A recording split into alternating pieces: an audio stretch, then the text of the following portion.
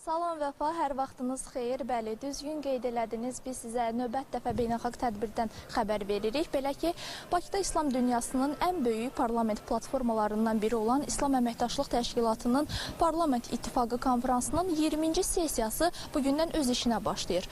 Azərbaycanın paytaxtı 4 gün ərzində İslam ölkələrinin parlament rəhbərlərini, deputatlarını və beynəlxalq təşkilatların nümayəndələrini bir araya gətirən mühüm siyasi dialoq məkanına çevrilir desək, yanılmarıq.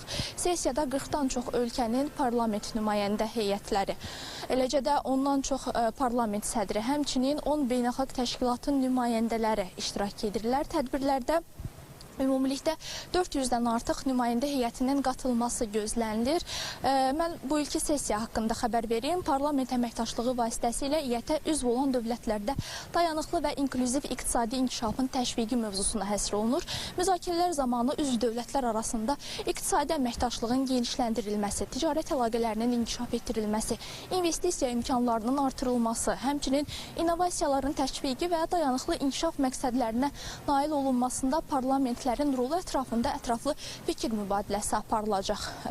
Sessiya çərçivəsində təşkilatın baş komitəsinin, icra edici komitənin və baş katiblər assosiasiyasının iclasları keçiriləcək. Eyni zamanda siyasi məsələlər və beynəlxalq əlaqələr, iqtisadi məsələlər və ətraf mühit, hüquq və mədəni məsələlər, sivilizasiyalar və dinlər arası dialoq, eləcə də insan hüquqları, qadın və ailə məsələləri komitələri gündəlikdə duran məsələləri müzakirə edəcəklər. Komitə iclaslarında müxtəlif qətnamə və qərar layihələrinə baxılacaq, eləcə də üzv ölkələrin təklifləri dinləniləcək.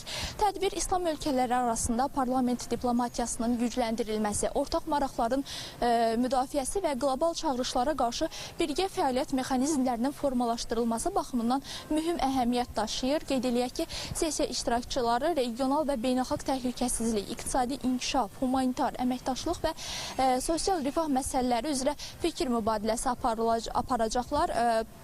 Deyərdim ki, burada geniş müzakirələrin baş tutacağı gözlənilir və onu da qeyd edeyim ki, tədbir iyunun 25-nə dək davam eləyəcək. Biz növbəti saatlarda burada müzakirə olunan məsələlər haqqında daha ətraflı məlumatlarla qarşınızda olacağıq, amma hələ ki bizim çatdırmaq istədiklərimiz bunlardan ibarətdir. Əgər əlavə sualınız varsa biz sizi eşidirik.